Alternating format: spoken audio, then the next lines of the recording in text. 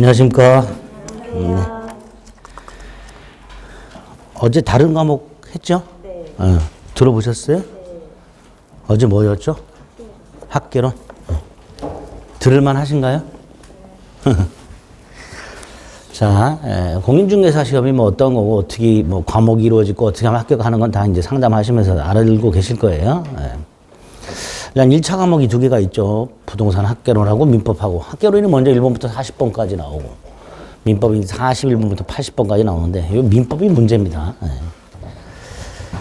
부동산 학개론은 빼고는 전부 다 법과목이죠.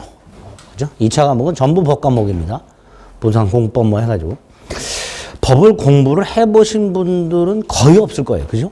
아마 처음 접하시는 분들이 태반일 텐데, 이게 굉장히 어렵습니다. 그리고 그 중에서 민법이 모든 법의 거의 기초가 되는 법이에요. 법의 뿌리가 민법이에요. 민법에서부터 출발합니다. 대부분의 제도들이나 용어들이. 그런데 몇 가지 말씀을 드릴게요. 첫째, 이 법률 용어, 이거 익숙해지는데 시간이 좀 오래 걸립니다. 외국어라고 생각하시면 돼요. 민법은, 법이라는 과목은 외국어다라고 생각하시면 돼요. 뭐 영어다, 뭐 이렇게. 외국어 공부하려면 단어부터 외우죠. 똑같습니다. 단어라고 생각하시면 돼요. 그냥 외우셔야 돼. 왜 이걸 이렇게 말하지? 이런 의문을 가지시면 안 됩니다. 우리 영어 공부할 때 보이, 소년 뭐 이렇게 외우죠? 왜 보이가 소년이요? 이런 의문 가지지 않죠? 똑같아요. 법률 용어를 왜 이런 용어를 쓰는지를 이해하려고 하지 마시고, 아, 이건 이런 의미구나. 이렇게 직관적으로 머리에 박으셔야 됩니다. 그래서 익숙해지셔야 돼요.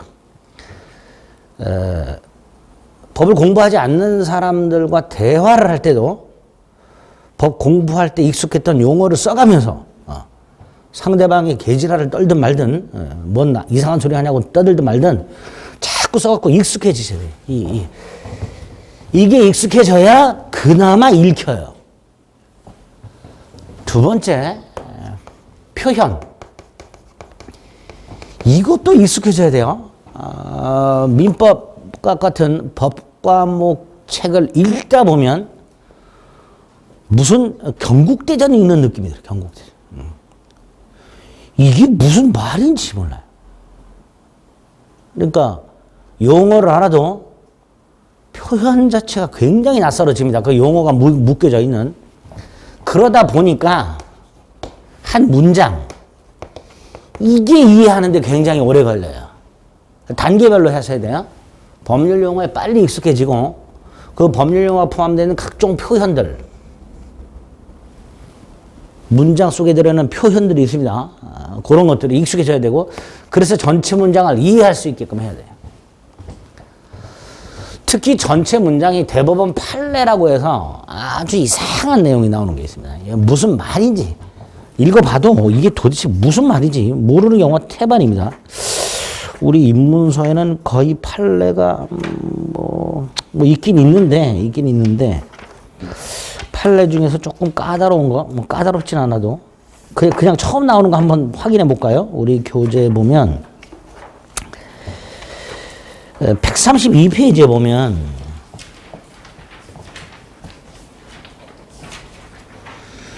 그 양가로의 불공정한 행위의 성립 요건이라고 해서 표의 주관적 요건이 있고, 동그라미 2번이나 동그라미 4번 문장이 있고, 뒤에 보면 대판하고 숫자가 써 있죠.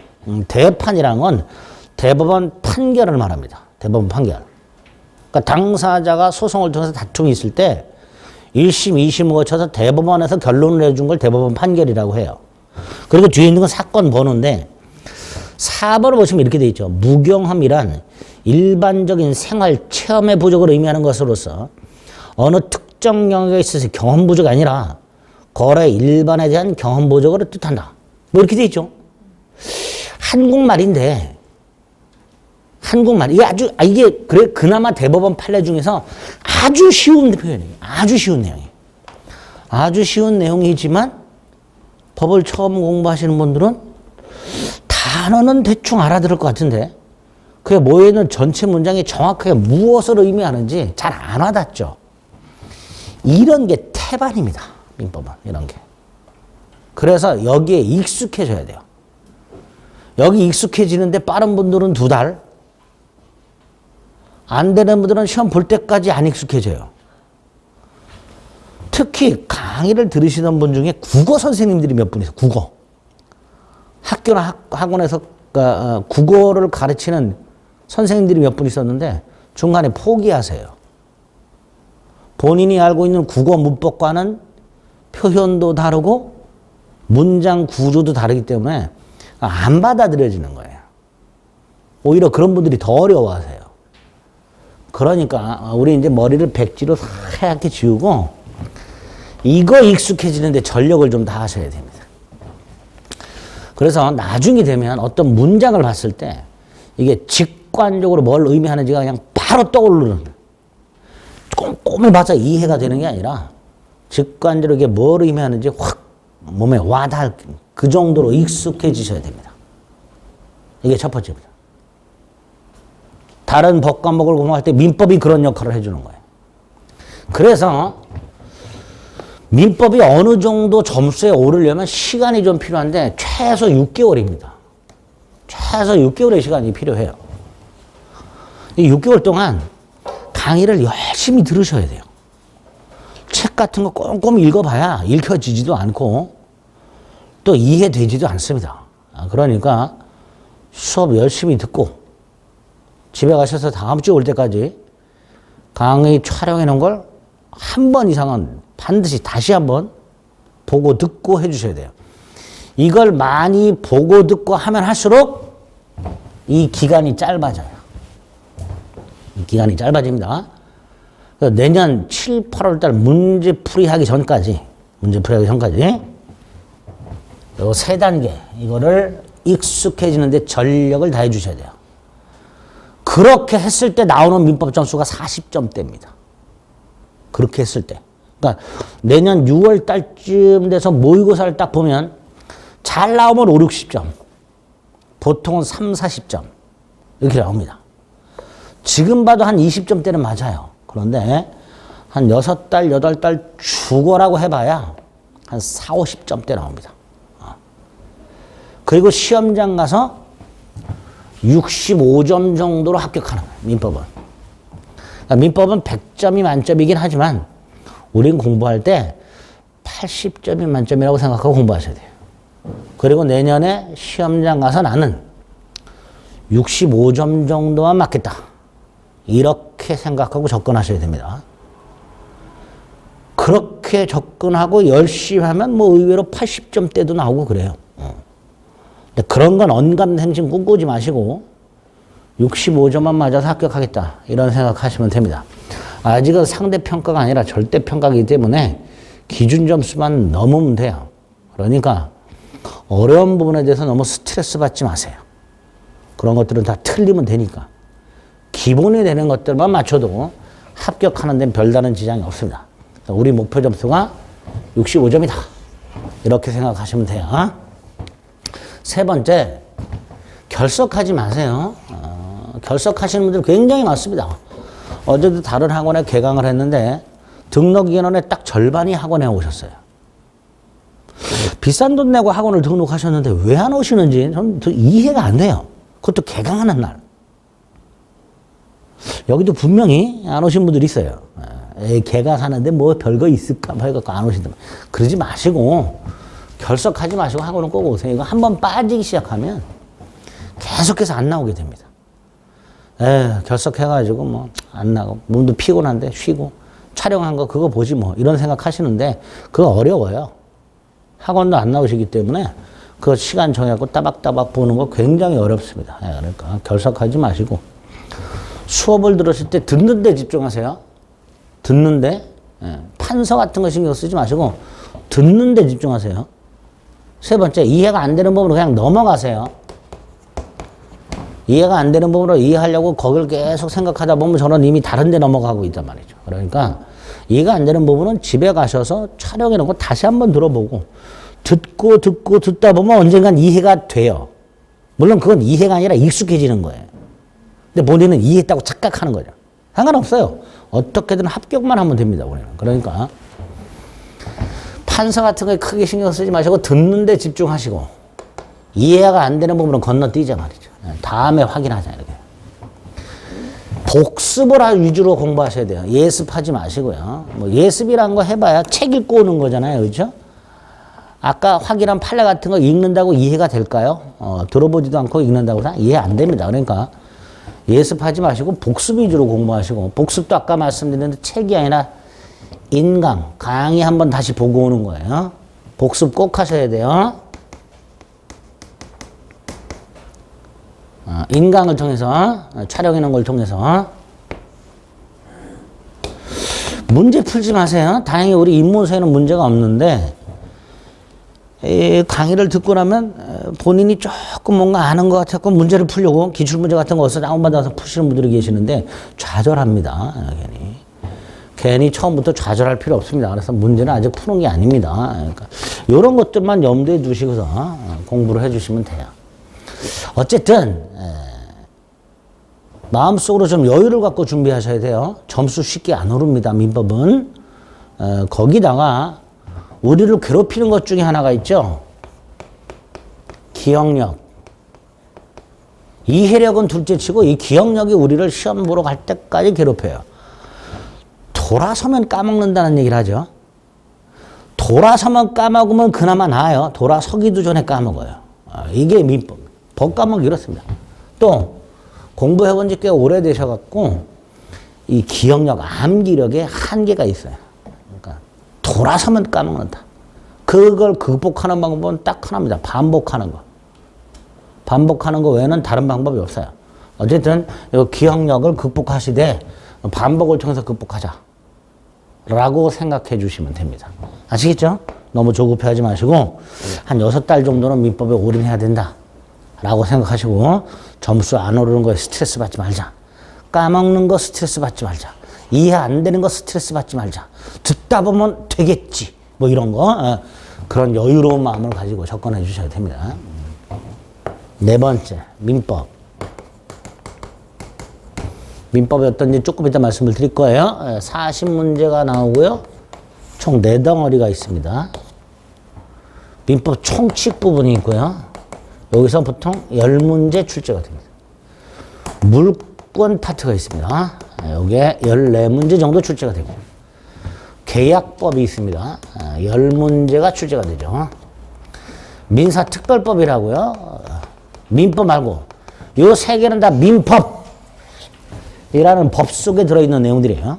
네, 특별법이라고 해서 민법 말고 5개 단행법이 따로 있습니다. 민법에 있는 것 중에서 특별한 걸 뽑아가지고 따로 규정하는 것들이 법들이 있어요. 주택임대차보호법, 상가건물임대차보호법, 집합건물의 소유 및 관리에 관한 법률, 가등기 담보 등에 관한 법률, 부동산 실거주자 명의 등기에 관한 법률 5개 있습니다. 예. 인문서에는 이거 없어요. 인문서에는 여기까지만 나와 있어요. 예. 요거 이제 기본서에 들어 있습니다.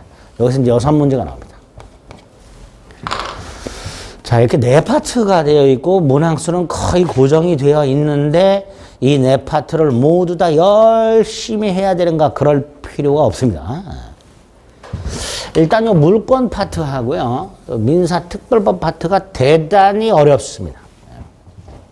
미리 말씀드렸어요. 굉장히 어려워요. 굉장히 어렵기 때문에 요거 합쳐서 20문제죠. 반타작만 생각하시면 돼요. 반타작. 14개 중에서 7개. 6개 중에서 3개. 악착같이 반타작만 하자. 반타작. 더 할 생각하지 말자. 특히 요 3개는 미리 생각하세요. 찍자. 강의는 합니다. 강의는 이제 1월달, 2월달 한 번 하고 5월달, 6월달 한 번 하고 해서 보통 한 2번 정도 하게 됩니다. 2번 정도 하는데 그중에 특히 이 2놈은, 이 3놈은 그냥 듣고 넘어가세요. 스트레스 받지 말고. 근데 듣다 보면 뭐 또 몇 가지 익숙해지는 게 있고요. 시험 직전에 제가 찍어 드릴 거예요. 그것만 보고 가세요. 강의를 들을 때 스트레스 받지 말고 그냥 찍겠다는 생각으로 접근하셔야 돼요. 나머지 민법 총칙 파트 8개 이상 맞춰주셔야 돼요. 계약법 파트 역시 8개 이상 맞춰주셔야 돼요. 8개 이상이라고 그랬습니다. 이렇게 하게 되면 딱 26개고 65점이 됩니다. 그럼 합격하는 거예요. 그래서 네 파트를 모두 다 열심히 할 생각하지 마시고 우리 왜 어려운 부분은 더 하죠? 우린 반대입니다. 쉽고 기본인 걸 더 많이 해서 거기서 실수를 줄여가지고 기본 접수만 맞는 걸 목표로 합니다. 어려운 건 뭐 그냥 넘어가는 거예요. 맞출 생각 안 하셔도 됩니다. 그래서 이렇게 내 파트에 대해서 어디에 중점을 두고 공부할 것인가는 미리 염두에 두셔야 됩니다. 그런데 요 놈이 내용이 굉장히 어려워요. 그래도 아주 기본적인 것들만 출제가 되기 때문에 민법 촉칙 부분을 소홀히 하시면 안 됩니다. 어쨌든 이렇게 4단계로 돼 있다. 4개. 어디에 중점을 둘 것인가 생각하셔야 된다. 그리고 민법은요, 모든 법과목은 숲을 먼저 보고 그 다음에 나무를 봅니다. 이런 공부 방법을 채택하셔야 돼요. 전체적으로 뼈대를 잡고 세부사항을 공부하는 이런 공부 방법을 채택해야 돼요. 그래서 어느 파트를 공부할 때 항상 먼저 목차를 확인하죠. 목차. 아, 요 파트에 뭐가 들어있을까?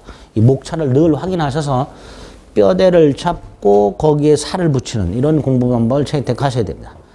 법학은 분류의 학문이에요. 그러니까 큰 목차에서 세부 목차로 분류를 해가는 게 법학의 기본입니다. 공부도 그렇게 해 주셔야 됩니다. 이렇게 말씀을 드린 거. 민법은 이렇게 돼 있다. 그때 이 민법이 어떤 거냐. 이제 여기부터 시작을 하는데, 민법이란 법은 이런 거죠. 갑과 을 사이에 예를 들어 갑이 소유하고 있는 101호 아파트를 1억에 사고 파는 매매 계약을 했다. 이렇게 계약 등을 하게 되면요, 당사자에게 권리와 의무가 생겨요. 권리와 의무. 예를 들어 갑은 을에게 1억 내놔. 대금 청구 권. 반면에 을은 대금 지급 의무. 이런 게 생겨요. 이렇게 당사자 사이의 권리 의무 관계. 이거를 법률 관계라고 부릅니다. 법률 관계 중에서 이렇게 평등한 개인과 개인 간의 법률 관계를 사법 관계라고 불러요. 사법 관계. 그런데 이 관계가 다툼이 생기는 경우가 있어요. 분쟁. 다툼이 생기는 경우가 있어요. 보통 어떤 다툼이 생길 수 있을까요?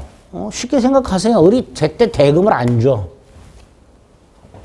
또는 을이 갑에게 계약금이나 중도금을 줬고 나중에 잔금을 주는데도 불구하고 갑이 소유권을 안 넘겨줘.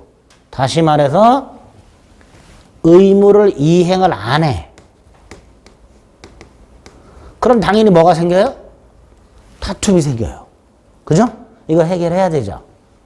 가장 빠른 해결 방법이 뭐죠? 주먹. 법보다 주먹이 가깝다 그러죠? 이걸로 해결하는 게 가장 빠르죠. 근데 주먹으로 해결하면 해결은 빠르지만 이 주먹으로 해결한 사람은 이제 또 국가가 제공하는 콩밥을 맛있게 몇 년을 드셔야 되죠. 그러니까 정상적인 적법한 해결 방법이 뭐가 있을까? 법원에 소송을 제기합니다. 국가기관에. 최종적으로 당사자 합의를 해결하면 제일 좋지만 합의가 안 되면 법원에 소송을 제기해서 그 국가기관이 해결해 주는데 이때 이 국가기관이 이런 당사자 간의 권리 의무 관계, 즉 법률 관계가 된 다툼을 해결하는 수단이 필요하죠. 그게 민법이 됩니다. 그러니까 이런 분쟁이 생기면 법원은 민법을 뒤져봐요. 뒤져보면 민법에는 요 매매 계약에 관한 규정들이 딱 있어요. 매매 계약은 이런 거다. 계약을 하면 이런 권리와 의무가 생긴다. 이런 건 어떻게 이행을 해야 된다. 이행하지 않으면 상대방은 뭐 할 수 있다. 이런 게 쫙 규정이 되어 있어요. 미리. 그래서 민법은 당사자 간에 평등한 개인과 개인 간에 사법적 권리 의무 관계에 관한 다툼을 국가가 해결하기 위한 수단으로 마련된 법. 이게 민법이 되는 거예요. 자, 두 번째, 여기서 국가가 해결할 때 민법을 뒤적뒤적 한다 그랬죠? 거기에 조문을 찾아야 돼요. 이 분쟁에 딱 들어맞는 조문을 찾아야 돼요. 조문. 자, 아까 펼쳐놓은 곳 있어. 130페이지. 130페이지에 보면 제103조라고 박스가 있습니다. 이게 민법 조문 제103조예요. 조문은 제 몇 조, 제 몇 항, 뭐 이런 식으로 구조가 되어 있습니다. 제103조 선량한 풍속 기타 사회질서에 위반한 사항을 내고나는 범죄행위는 무효로 한다. 이렇게 되어 있습니다. 이게 조문이야. 이 조문을 법원이 해석을 해요. 선량한 풍속이 뭐고 기타 사회질서가 뭐고 무효가 되면 어떤 효과가 생기고 이런 걸 쭉 해석을 해서 결론을 내려줍니다. 갑승, 을패 뭐 이런 식으로. 요 대법원의 결론 중에서 대법원의 결론, 이걸 우리가 보통 판례라고 부르는 것들이에요. 판례. 결국 우리 시험 범위는 민법인데 그 민법에 대한 것 중에서 조문과 판례가 두 가지 뼈대가 되는 거예요. 조문과 판례가.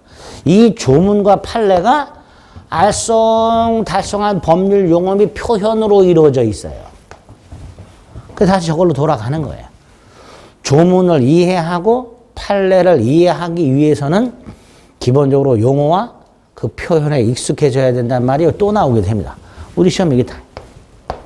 특히 요거 보통 한 33문제 이상 옳은 것은 틀린 것은 해놓고 딱 가로 열고 다툼이 있으면 판례에 하면 이렇게 돼요.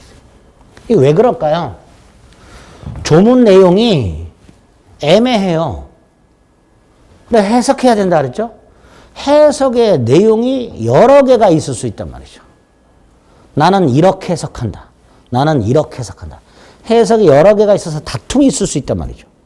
그렇겠죠? 그러니까 국가기관이 결론을 내려줘야 되는 거예요. 그래서 해석에 다툼이 있으면 법원에 의한다는 식으로. 요게 33문제 이상이 나오게 됩니다. 그러니까 궁극적으로는 요거예요. 근데 요게 기본이 된 게 조문이에요. 그래서 요거와 요거를 위주로 공부를 하시게 돼요. 이게 시험에 나오는 거예요. 이걸 하기 위해서 저걸 하는 거예요. 기초죠. 법률 용어하고 표현. 이게 민법이다. 그런 전제를 가지고서 입문서를 봅니다. 이렇게 되어 있는 부분을 보세요. 민법 총칙이라고 10문제가 나온다 그랬죠. 우리 교재 보면 5개 파트로 이루어져 있죠. 법률 행위의 총칙, 의사표시, 법률 행위의 대리, 법률 행위의 무효와 취소, 법률 행위의 부관 이렇게 되어 있는데 그 두 번째 있는 의사표시도 앞에 법률 행위 의의가 생략이 되어 있습니다. 그러면 결국 민법 총칙은 공통이 뭐예요? 법률 행위죠. 법률 행위. 그러니까 법률 행위가 뭔지부터 출발하는 거예요. 민법 총칙은 법률 행위라는 놈에 관한 내용입니다. 넘겨봅니다. 법률 행위를 봐야 되는데 그 전에 민법에서 나오는 개념이니까 민법이 뭔지부터 보자 해서 법률관계가 나오는 거예요. 제일 저 법률관계에서 다른 거 다 필요 없고요. 양가로 1번, 동그라미 1번. 사람의 생활관계 중 법에 의해 규율되는 관계라고 되어 있죠. 두 번째 줄에 뭐라고 되어 있어요? 구체적인 내용은 결국 권리와 의무다. 이렇게 되어 있죠. 딱 그 정도만 일단 생각하시면 돼요. 나머지는 읽을 필요가 없습니다. 읽어봐야 우리 시험 뭐 학교에 아무 쓸데없는 내용들만 들어요. 그러니까 집에서 혼자 예습 같은 거 하면 이걸 다 읽고 있게 돼. 다 읽고. 안 읽어도 되는 것까지 읽고 있게 돼. 필요 없어요. 딱 요 120앞에서 그 두 개 딱 보면 돼요. 아, 이런 걸 법률관계라고 한다. 그 법률관계 다툼이 있으면 국가가 민법을 통해서 해결하게 되는데 민법 중에서 첫 번째로 등장하는 개념이 오른쪽 법률행위다. 법률행위가 뭐냐? 이거예요, 이거. 당사자가 다투고 있더라. 뭘 갖고? 권리와 의무 가지고. 이게 뭐 때문에 생겼어요? 계약 때문에 생겼죠. 각과 을 사이에 싸우고 있는, 다투고 있는 권리 의무라는 게 어느 날 갑자기 하늘에서 쑥 떨어진 게 아니죠.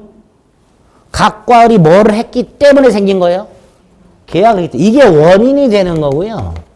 이게 결과가 되는 거예요. 각과 을이 매매 계약을 했기 때문에 각과 을 사이에는 권리 의무가 생겼다. 그 권리 의무 때문에 싸우고 있다. 이렇게 말을 하게 됩니다. 여기서 이 원인과 결과, 민법 조문은 보통 그런 구조로 되어 있어요. 조문 자체가. 이러이러한 경우 이러이러한 권리 의무가 생긴다. 라는 형태로 문장이 되어 있어요. 보통. 그러니까 조문을 해석하려면 법률 용어 등을 익숙해졌다는 전제에서 조문으로 해석하려면 원인과 결과의 구조를 알아야 되죠. 그죠? 자, 이 원인을 법률 요건이라고 학자들이 이름을 붙입니다. 결과를 법률 효과라고 학자들이 이름을 붙입니다. 그 중에 이 법률 요건 중에 대표적인 게 계약 같은 거예요. 자, 계약. 사람이 하죠. 동물끼리 계약하는 경우 없죠. 사람의 행위예요. 그 사람의 행위 중에서 계약 같은 걸 뭐라고 이름을 붙이자? 법률 행위라고 이름을 붙이자. 인간의 행위 중에서 사람이 태어나서 죽을 때까지 하는 인간의 행위 중에서 당사자 간에 권리와 의무를 발생케 하는 인간의 행위, 그걸 뭐라고 부르자? 법률 행위라고 부르자. 약속을 한 거예요. 이 법률 행위에 관련된 게 민법 총칙의 내용이 됩니다. 그 다음 그 법률의 대표가 뭐랬어요? 계약이라고 그랬죠? 그래서 민법 총칙하고 계약은 아주 밀접하게 연결이 되어 있어요. 좀 전에 민법 총칙이 법률 행위에 관한 내용이라고 그랬죠? 그 법률의 대표가 뭐랬어요? 계약이랬어요. 그러니까 민법 총칙은 법률 행위 전체에 관한 내용을 보고 그 중에 계약만 따로 보는 거예요. 두 개가 연결이 되어 있어요. 내용 자체가. 어쨌든 오른쪽에 보면 법률 행위가 있습니다. 양가를 보면 됐고요. 2번을 보면 이렇게 되죠. 당사자가 법률 행위를 하면 그에 따라 뭐가 생긴다? 법률 효과가 발생한다. 자, 이때 이 효과는 행위하는 자가 원했던 효과. 행위하는 자가 원했던 효과. 보세요. 각과 을 사이에 101호 1억 매매 계약을 체결해서 을이 갑에게 1억 대금을 지급하고 101호를 넘겨받으면 을은 101호에 대한 소유권이라는 권리를 궁극적으로 취득하게 됩니다. 그죠? 이때의 101호 소유권. 을이 원한 권리죠. 그죠? 을이 저 101호를 사야지라고 생각했기 때문에 갑하고 계약을 한 거고 그 결과 을은 원했던 권리를 손에 넣게 됩니다. 그래서 법률행위는 권리와 의무를 발생시키는 인간의 행위를 말하는데 그때 그 결과는 행위한 자가 원했던 결과가 됩니다. 이게 법률행위 전체적인 뜻이 되는 거예요. 특징이 되고. 그래서 두 번째 줄을 보면 즉 당사자가 원하는 의사표시를 하게 되면 그 의사표시에 따라 효과가 발생하게 된다. 이렇게 돼 있죠. 당연한 거 아니냐? 권리 의무라는 건. 그렇진 않습니다. 잠깐 요거하고 좀 구별해 보세요. 갑이 101호 소유권을 갖고 있었는데 사망을 해요. 자, 누군가 사망하면 어떤 일이 벌어지죠? 상속이란 게 벌어지죠. 그죠? 자, 을이 상속이에요. 이걸 상속받았어요. 그래서 을이 101호 소유권을 취득합니다.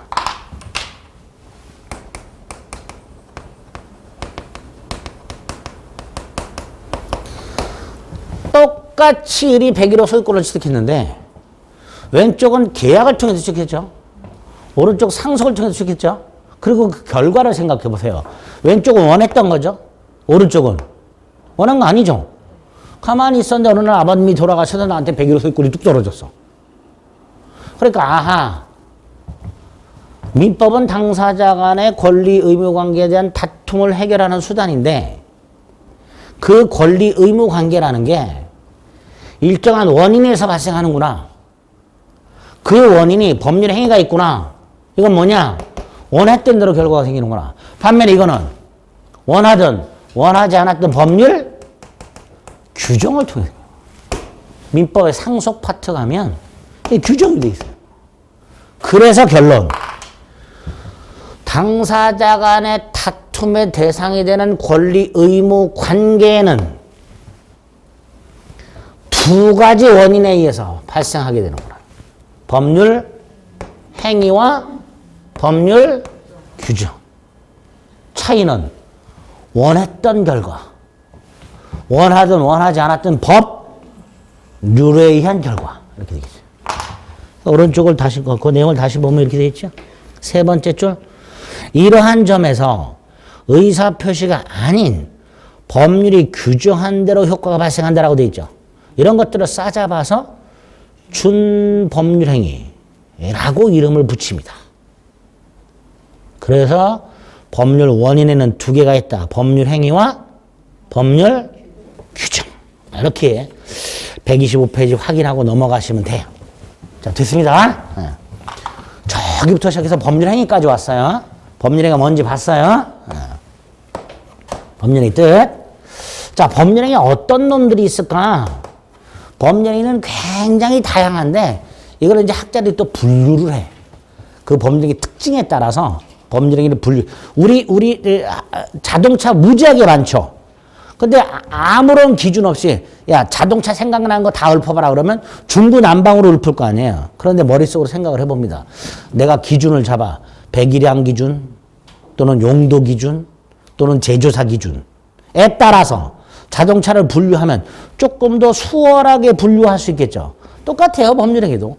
굉장히 많은데 그거를 몇 가지 기준에서 분류해보자. 그중에서 그 법률행위 속에 들어있는 구성요소가 있어요.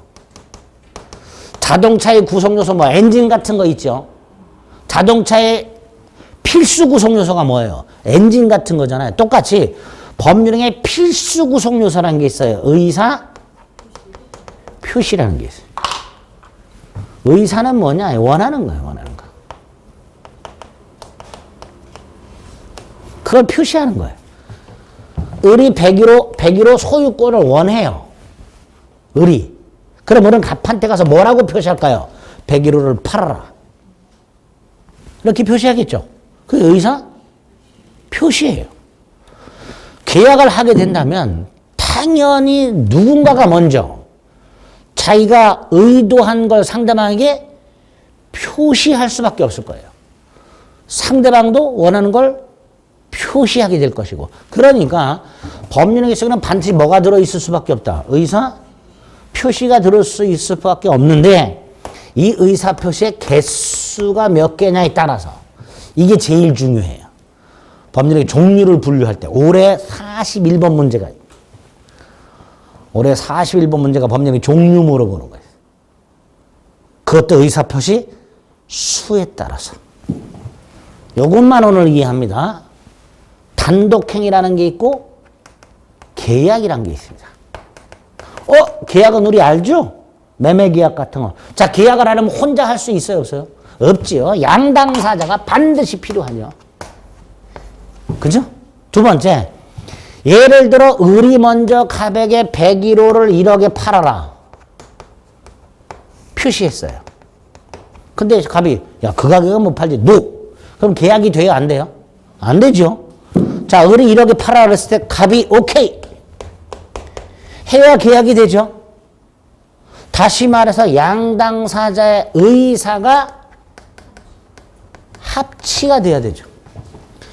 계약이란 이런 거다. 양당사자의 의사표시가 있다. 즉, 두 개의 의사표시가 있다. 그 두 개의 의사표시의 내용이 일치함으로써 합치함으로 성립하는 법률행위. 그걸 뭐라 하자? 계약이라 하자. 반면에 단독행위는 뭐냐? 갑과 을 사이에 101호 1억 매매 계약을 했는데 을이 잔금을 지급하기로 하는 날짜에 잔금을 안 줘. 그럼 갑은 죽을 때까지 기다려줘야 되나? 아니죠. 어느 시점이 되면 갑은들에게 이렇게 얘기할 거야. 야, 없었던 걸로 하자. 더 이상 못 기다리겠다.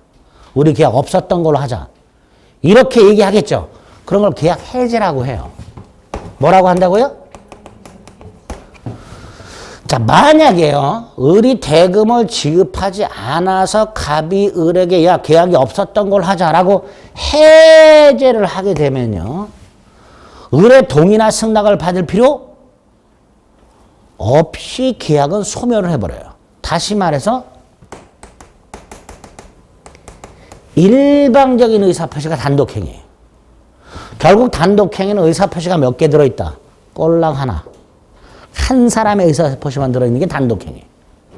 반면에 계약은 두 개. and 그게 뭐야 돼? 합치. 그래서 단독행위와 계약을 구별하라라는 문제가 굉장히 많이 나오고요.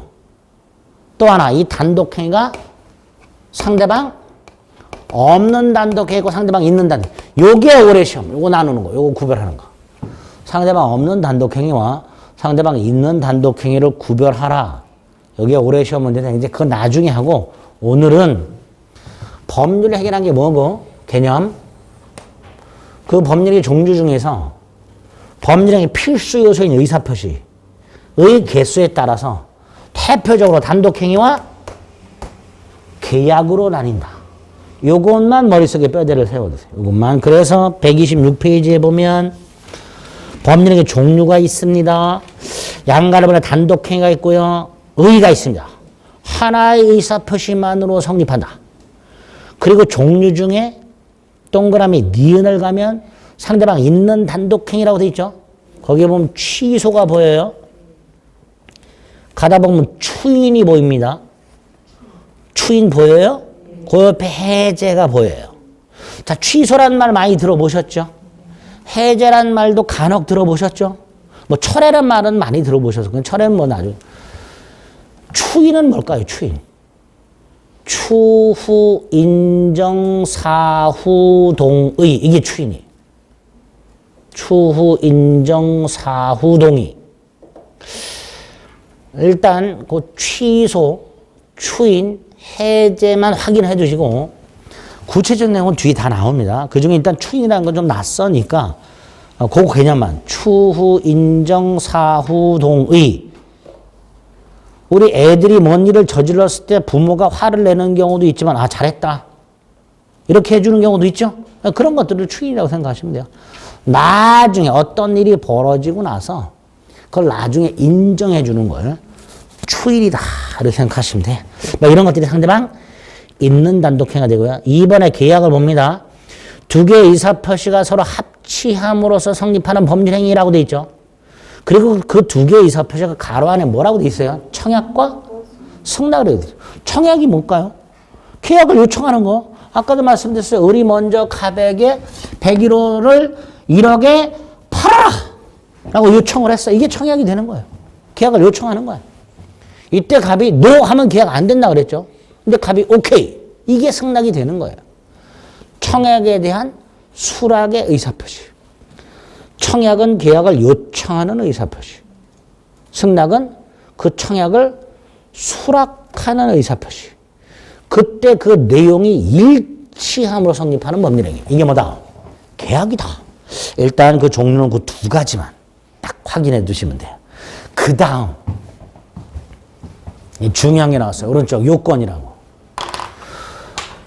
좀 전에 제가 당사자 간의 다툼의 대상이 되는 권리 의무는 법률행위 또는 법률 규정을 통해 생긴다 그랬는데 이 법률 규정에 의한 발생은 나중에 그 법률 규정만 잘 보면 돼요. 문제가 요거죠. 법률행위. 그래서 법률행위가 핵심인데 그 내용을 두 가지를 봤어요. 문제는 이 법률행위를 하게 되면 당사자가 원했던 권리와 의무가 발생한다 그랬죠. 무조건 발생하느냐? 그건 아닙니다. 예를 들어서 갑과 을이 계약을 할 당시에 을이 만취해 있었다. 그럼 이 계약은 무효입니다. 계약이 무효라면 을은 권리를 취득할 수가 없어요. 또 을이 미성년자인데, 미성년자는 계약을 할 때 부모 동의가 있어야 돼요. 부모 동의가 필요해요. 근데 얘가 부모 동의 없이 계약을 했어요. 그럼 나중에 부모가 이 계약을 취소할 수 있도록 해놨어요. 계약을 취소해버리면 이런 권리를 취득한다, 못한다? 못하죠. 그러니까 결과적으로 법률 행위를 통해서 당사자가 의도했던 권리와 의무를 완전하게 취득하려면 을은 만취해 있으면 안 되고 미성년자라면 부모 동의를 받아야 된단 말이죠. 이런 걸 법률행위의 요건 중에서 유효요건. 이게 핵심. 법령의 유효요건. 당사자 간에 다툼이 있으려면 권리와 의무부터 생겨야 된단 말이지. 그 권리와 의무가 생기려면 법령에는 어떤 요건이 필요할까? 이게 핵심이죠. 그래서 오른쪽에 보면 법령의 요건이 두 개가 나와 있어요. 성립요건과 유효요건이 있는데 성립요건 쉽게 생각하세요. 계약을 했냐 안 했느냐를 판단하는 거예요. 각과 알세 계약이 있었냐 없었냐를 판단하는 게 성립요건이에요. 두 번째 유효요건은 계약이 있었다는 전제에서 그 계약이 유효냐 무효냐를 판단하는 게 유효요건이고 이 유효요건이 우리 시험범위 아까 앞에서 민법 총칙 10문제가 나온다고 말했으면 그 10문제가 10문제 중에 뭐 올해같이 이렇게 뭐 범죄의 종류 물어보는 거 하나를 빼고 한 9문 적어도 9문제가 여기서 나와요. 유효요건에서. 이 유효요건의 핵심입니다. 성립요건은 그냥 쉽게 계약을 했냐 안 했냐를 판단하는 요건이라고만 생각하시면 되는데 유효요건이 문제죠. 법률행위가 유효하려면 이 계약이 유효하려면 어떤 요건이 필요할까? 어떤 요건이? 이게 크게 두 가지가 있어요. 일반적 유효요건과 특별 유효요건이에요. 일반적이라는 것은 모든 법률행위 공통이 되는 거예요. 모든 법률행위. 단독행위가 됐든 계약이 됐든 단독행위나 상대방이 있든 없든 모든 법률에 공통적으로 되는 걸 일반적 유효요건이라 하고요. 특별 유효요건은 특별한 법률 행위만 필요한 요건. 이게 특별 유효요건이 됩니다. 그래서 오른쪽에 보면 유효요건이라고 해서 일반적 유효요건이 있습니다. 3개. 당사자는 능력이 있을 것, 목적의 확정성, 가능성, 적법성, 사회적 타당성이 있을 것, 3번 의사표시에 관하여 의사표시가 일치하고 하자가 없을 것. 이렇게 돼 있죠. 그 중에 그 2번, 3번. 양가로 2번, 양가로 3번. 요게 묶여서 4문제 내지 5문제가 나옵니다. 여기서 4문제 내지 5문제가 나옵니다. 아주 중요하죠. 그리고 넘겨봅니다. 일반적 유효권만 쭉 나와 있고 특별 유효권이 없어요. 자, 특별 유효권이 뭔지를 살펴봅니다. 먼저 142페이지 가보세요. 법률행위 대일이라고 돼 있죠? 그죠? 이 법률행위 대일 파트에서 2문제 내지 3문제. 2문제. 자, 우리가 지금 법률행위가 유효하려면 어떤 요건이 필요한가를 볼 거예요. 그 중에 일반적 유효권이 몇 개 있으니까 그 중에 2개가 우리 시험 범위에서 잘 나온다고 그랬고요. 또 하나가 대일이라는 걸 지금 눈으로 도장을 찍었어요. 문제는 이 유효권을 갖추지 못해. 법률행위 계약은 하긴 했는데 유효요건을 못 갖춰서 아까 을이 만취해 있어. 계약이 뭐라 그랬죠? 무효. 그죠? 미성년자인데 부모 동의를 안 받았어요. 그럼 계약을 뭐 할 수 있다고 그랬죠? 취소. 아, 법률행위가 유효요건을 갖추지 못하면 그 법률행위는 무효 아니면 취소할 수 있구나 이렇게 되겠죠. 쭉 넘겨봅니다. 153페이지. 타이틀이 뭐예요? 무효와 취소. 여기서 한두 문제 나오죠. 무효와 취소에서. 그리고 이제 마지막으로 하면 민법 정치 마지막에 보면 법률행위 부관이라는 게 있습니다. 163페이지. 이것도 법률행위 효력과 관련된 거예요. 근데 이거 좀 어려워요. 부관은. 한 문제 나옵니다. 이건 찍자. 나중에. 조문만 외우고 찍자라고 접근해. 이해 안 됩니다, 이거. 부관 파트는. 어쨌든 이렇게 돼서 민법 총칙이 구성이 되어 있고 이렇게 해서 여기서 9문제가 나와요. 지금 체크해 드리겠습니다. 이제 그걸 하나하나 봐주시면 되는 거예요. 자, 그러면 다시 127페이지로 돌아가 봅니다. 전체적으로 다 한 거예요. 기본적인 거 뼈대는 다 잡은 거야. 민법, 우리 시험 범위의 민법 중에 총칙 10문제가 나오는데 대부분이 법률행위의 유효요건에 관한 거예요. 유효요건. 그래서 법률행위가 뭔지 살펴봤고 종류가 어떤 게 있는지 단독행하고 계약을 구별해 놓은 거예요. 일단 필요한 거 앞으로 이제 더 할 건데 기본이 되는 것들만. 그 다음에 이 유효요건이 두 가지가 있었습니다. 일반적 유효요건과 특별 유효요건이 있었어요. 그 중에 일반적 유효요건이 교재에 3개가 있었어요. 당사자는 능력이 있을 것, 목적이 확정 가능, 적법 사회적 타당성을 갖출 것, 의사 표시가 일치하고 하자가 없어. 여기서 4문제 내지 5문제가 나온다 그랬어요. 그럼 첫 번째 거 이거는 이건 우리 시험 범위가 아니에요. 감사하게도. 그런데 127페이지를 봅니다. 유효요건의 연관을 본 당사자는 능력을 가지고 있을 것이라고 돼 있고 제한 능력자가 한 법률행위는 취소할 수 있다. 두 번째 줄 의사 무능력자의 법률행위는 무효로 한다. 이렇게 돼 있죠. 좀 전에 말씀드렸죠. 제한 능력자 미성년자 생각하면 되고요. 의사 무능력자 만취한 자 생각하면 돼요. 그러면 행위 능력이 제한되어 있는 게 제한 능력자고 의사 능력이 없는 자가 의사 무능력자가 되겠죠. 그죠? 그럼 행위 능력은 뭐고 제한 능력, 의사 능력이 뭐 그게 이제 다음 페이지에 참고에 간단히 나와 있는 거예요. 말 그대로 참고입니다. 우리 시험 범위 아닙니다. 아니니까 신경 안 써도 되고요. 1번 권리 능력은 나중에 저기 물권편 소유권 파트 가서 간단히 설명을 드릴 거예요. 의사 능력을 봅니다. 의사 능력이 뭐 동그라미 1번에 뭐라고 돼 있어? 사리 판단해서 의사결정을 할 수 있는 능력이라고 돼 있죠. 쉽게 생각해서 판단력 말합니다. 자, 이 판단력이 없는 애들이 의사 무능력자. 대표적으로 뭐가 있어요? 술에 몹시 취한 자. 이렇게 돼 있죠. 미친 사람. 뻥 맞은 사람. 뭐 이런 애들이죠. 이런 애들이 의사 무능력자예요. 결론은 뭐라고 돼 있어요? 동그라미 2번. 무효. 그것만 기억하시면. 만취한 자의 법률행위는 무효구나. 반면에 행위 능력은 앞에 법률자가 생략이 되어 있습니다. 법률 행위 능력을 말합니다. 좀 더 쉽게 말하면 단독으로 계약을 할 수 있는 능력. 이게 행위 능력이에요. 근데 제가 좀 전에 뭐라 그랬죠? 미성년자는 계약할 때 누구 동의받아라? 부모 동의받아라. 그러니까 미성년자는 단독으로 계약을 할 수 있다 없다? 없다. 그래서 제한 능력자 이렇게 부르는 거예요.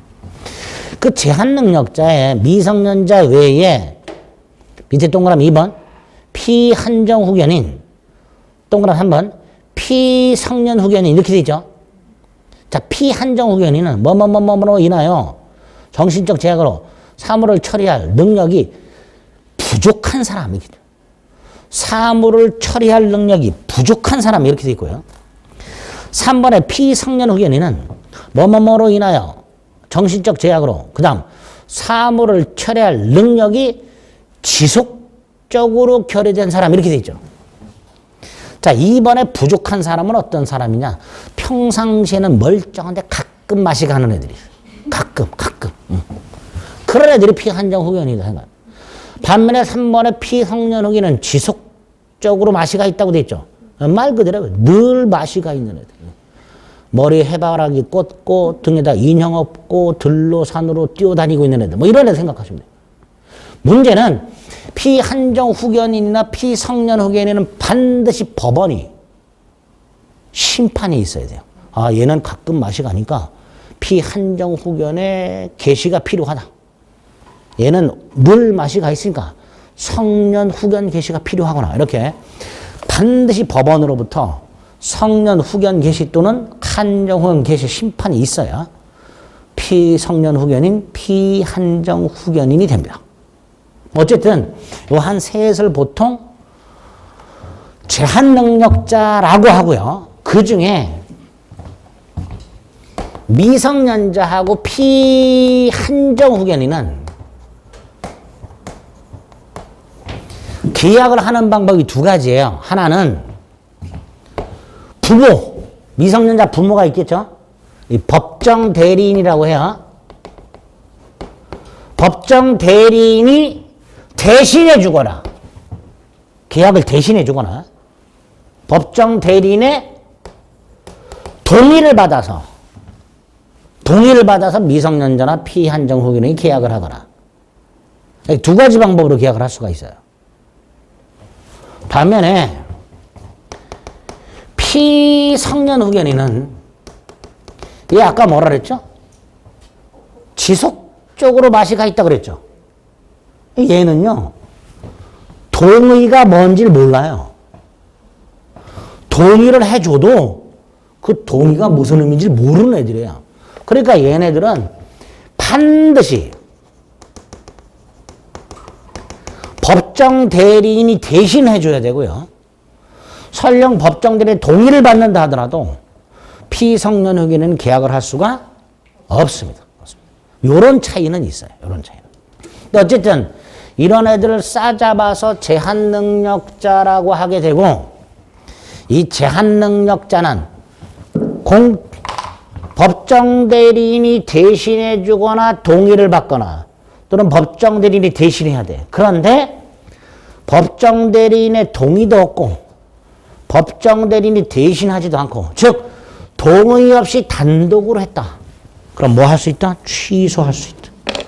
그래서 다시 3번 행위능력에 보면 두 줄까지 행위능력과 제한능력자의 뜻이 있고 5줄을 내려가면 제한능력자의 법률행위는 뭐 할 수 있다?